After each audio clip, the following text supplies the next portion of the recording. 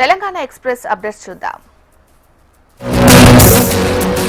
రంగారెడ్డి జిల్లా లాచరూలులో నిన్న సాయంత్రం భారీ వర్షం కురిసింది. వర్షంతో పాటు పిడుగులు పడడంతో 3 బర్రెలు మృతి చెందాయి. దీంతో బర్రెలపై ఆధారపడి జీవనాన్ని సాగిస్తున్న కుటుంబానికి ప్రభుత్వం సహాయం చేయాలని స్థానికులు కోరుతున్నారు.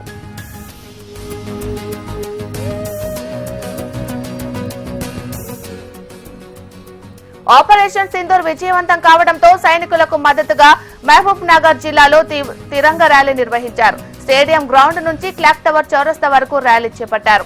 జాతీయ పతాకాన్ని చేతపట్టుకుని భారత్ ఆర్మీకి వందనాలు తెలియజేస్తూ జై భారత్ అంటూ నినాదాలు చేశారు.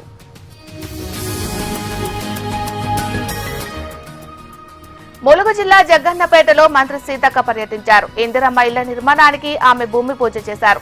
పేదల సొంతింటి కల నిజం చేసే దిశగా ప్రజాప్రభుత్వం పనిచేస్తుందన్నారు. రాష్ట్రంలో ఎక్కడా లేని విధంగా డేటా ప్రో సంస్థ ఆధ్వర్యంలో మహిళలకు ఉచిత కుట్టు మిషన్ల శిక్షణ కేంద్రాన్ని ప్రారంభించామని తెలిపారు.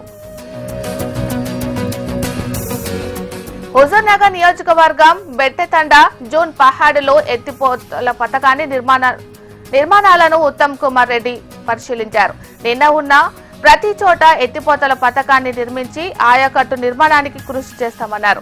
ప్రాజెక్టు పనులు వేగవంతం పూర్తి చేసి ఆగస్టు మాసానికి రైతులకు నీరు అందిస్తామన్నారు మంత్రి ఉత్తమ్ కుమార్. సరస్వతి పుష్కరాల సందర్భంగా ఎమ్మెల్యే మల్లారెడ్డి పుణ్యస్నానాలు ఆచరించారు. ముక్తేశ్వర ఆలయంలో ప్రత్యేక పూజలు నిర్వహించి స్వామివారిని దర్శించుకున్నారు. ఆలయ పురోహితులు ఆయనకు ఆశీర్వచనాలు అందించారు.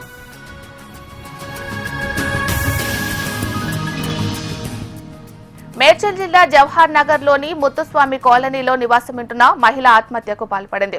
గత నెలలో భర్త వినయ్ మృతి చెందడంతో మనస్తాపానికి గురై సూసైడ్ చేసుకుంది. మృతదేహాన్ని పోస్టుమార్టం నిమిత్తం గాంధీ ఆసుపత్రికి తరలించారు.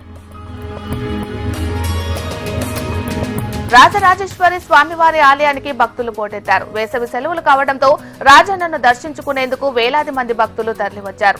స్వామివారి దర్శనానికి 3 నుంచి 5 గంటల సమయం పడుతుంది. క్యూలైన్లలో భక్తులు ఇబ్బంది పడకుండా త్వరగా స్వామిని దర్శించుకునేలా ఆలయ అధికారులు ఏర్పాట్లు చేశారు.